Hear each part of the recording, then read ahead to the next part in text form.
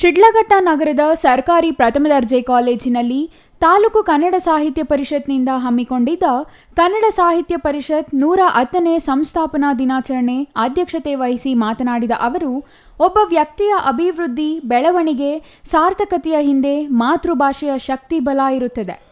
ಮಾತೃಭಾಷೆಯಲ್ಲಿ ತಮ್ಮ ಬದುಕನ್ನು ಕಟ್ಟಿಕೊಳ್ಳುವಷ್ಟು ಬೇರೆ ಭಾಷೆಯಲ್ಲಿ ಬದುಕನ್ನು ಕಟ್ಟಿಕೊಳ್ಳಲು ಸಾಧ್ಯವೇ ಇಲ್ಲ ಎಂದರು.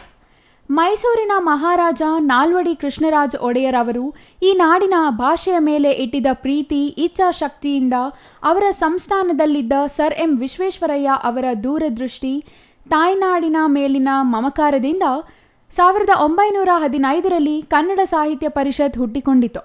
ಅಂದಿನಿಂದ ಇದುವರೆಗೂ ಕನ್ನಡ ನಾಡಿನ ಏಳಿಗೆ, ಅಭಿವೃದ್ಧಿ, ಕನ್ನಡಿಗರ ಬದುಕನ್ನು ಕಟ್ಟಿಕೊಳ್ಳುವಲ್ಲಿ ಕನ್ನಡ ಸಾಹಿತ್ಯ ಪರಿಷತ್ ತನ್ನದೇ ಆದ ರೀತಿಯಲ್ಲಿ ಕಾರ್ಯನಿರ್ವಹಿಸುತ್ತಾ ಬಂದಿದೆ. ಸರ್ಕಾರದಿಂದಲೋ ಅನ್ಯ ಭಾಷಿಗರಿಂದಲೋ ಕನ್ನಡ ನಾಡು, ನುಡಿ, ಭಾಷೆ, ನೆಲ, ಜಲದ ಮೇಲೆ ದಬ್ಬಾಳಿಕೆ ಆದಾಗ, ಅನ್ಯಾಯ ಆದಾಗ ಪ್ರಶ್ನೆ ಮಾಡಿದೆ ಎಂದರು. ಸಿಡಿದೆದ್ದು ಹೋರಾಟಕ್ಕೂ ಕಸಾಪ ಇಳಿದಿದೆ. ಆ ಮೂಲಕ ಕನ್ನಡಿಗರ ಪರ, ಕನ್ನಡ ಭಾಷೆ, ನಾಡು, ನುಡಿ ಪರ ನಿಂತಿದೆ. ಅಂದು ಇಂದು ಮುಂದು ನಿಲ್ಲಲಿದೆ ಎಂದು ವಿವರಿಸಿದರು. ಬ್ರಿಟಿಷರ ಕಾಲದಲ್ಲಿಯೇ ಏಕೀಕರಣ ಚಳವಳಿ ಪ್ರಾರಂಭವಾದರೂ 1956ರಲ್ಲಿ ಭಾಷಾವಾರು ಪ್ರಾಂತ್ಯಗಳ ಕಾರಣ ಮೈಸೂರು ರಾಜ್ಯ ಉದಯವಾಯಿತು. ನಮ್ಮ ನಾಡು ಊಳಿಗಮಾನ್ಯ ವ್ಯವಸ್ಥೆಯಿಂದ ಬಿಡಿಸಿಕೊಂಡು ರಾಜಪ್ರಭುತ್ವವನ್ನು ಅಪ್ಪಿಕೊಂಡಿತು ಎಂದರು. ರಾಜಪ್ರಭುತ್ವದಿಂದ ಬಿಡಿಸಿಕೊಂಡು ಪ್ರಜಾಪ್ರಭುತ್ವಕ್ಕೆ ತೆರೆದುಕೊಂಡಿತು. ಇಂದು ಪ್ರಜಾಪ್ರಭುತ್ವ ವ್ಯವಸ್ಥೆಯಲ್ಲಿ ನಾವಿದ್ದೇವೆ. ಎಲ್ಲ ಭಾಷೆಯನ್ನಾಡುವ ಮಂದಿ ಇಲ್ಲಿದ್ದಾರೆ. ಕನ್ನಡಿಗರು ಜಗತ್ತಿನ ಬಹುತೇಕ ಎಲ್ಲ ದೇಶಗಳಲ್ಲೂ ಇದ್ದು ಅಲ್ಲಿಯೇ ಬದುಕನ್ನು ಕಟ್ಟಿಕೊಂಡಿದ್ದಾರೆ. ಆದರೆ ಕನ್ನಡ ಭಾಷೆ ಮಾತ್ರ ಎಲ್ಲರ ತನು ಮನದಲ್ಲಿದೆ ಎಂದರು. 110 ವರ್ಷಗಳ ಕಸಾಪ ಇತಿಹಾಸದಲ್ಲಿ ಕನ್ನಡಿಗರು ಭವ್ಯವಾದ ಇತಿಹಾಸ ಕಂಡಿದ್ದಾರೆ. ಇದನ್ನು ಮನಗಂಡು ಯುವ ಜನತೆ ಆದರ್ಶದ ಬದುಕು ಕಟ್ಟಿಕೊಳ್ಳಬೇಕು.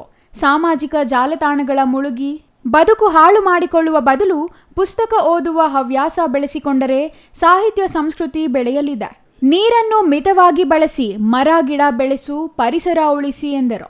ಕನ್ನಡ ಸಾಹಿತ್ಯ ಪರಿಷತ್ ಬೆಳೆದು ಬಂದ ಹಾದಿ ಕುರಿತು ಪ್ರಬಂಧ ಸ್ಪರ್ಧೆ ಏರ್ಪಡಿಸಿದ್ದು, ಉತ್ತಮವಾಗಿ ಪ್ರಬಂಧ ಸ್ಪರ್ಧೆ ಬರೆದ 3 ವಿದ್ಯಾರ್ಥಿಗಳಿಗೆ ಬಹುಮಾನ ನೀಡಲಾಯಿತು. ಕಾಲೇಜಿನ ಪ್ರಿನ್ಸಿಪಲ್ ಡಾಕ್ಟರ್ ವಿ ವೆಂಕಟೇಶ್ ಕಸಾಪ ಸಂಸ್ಥಾಪನಾ ದಿನಾಚರಣೆಯನ್ನು ಉದ್ಘಾಟಿಸಿ ಮಾತನಾಡಿದರು. ಉಪನ್ಯಾಸಕರಾದ professor Murali Anand, Shafi Ahmed, doctor Vijayendra, Sunitha, Sundra, Srinivas, S V. Nagarajarao, Shankar, Ambari Manjunath, Jayanthi ಗ್ರಾಮ ನಾರಾಯಣಸ್ವಾಮಿ, ವಿ ನಾರಾಯಣಸ್ವಾಮಿ ಹಾಜರಿದ್ದರು. ಛಾಯಾ ರಮೇಶ್, ಸಿಟಿವಿ ನ್ಯೂಸ್, ಶಿಡ್ಲಘಟ್ಟ.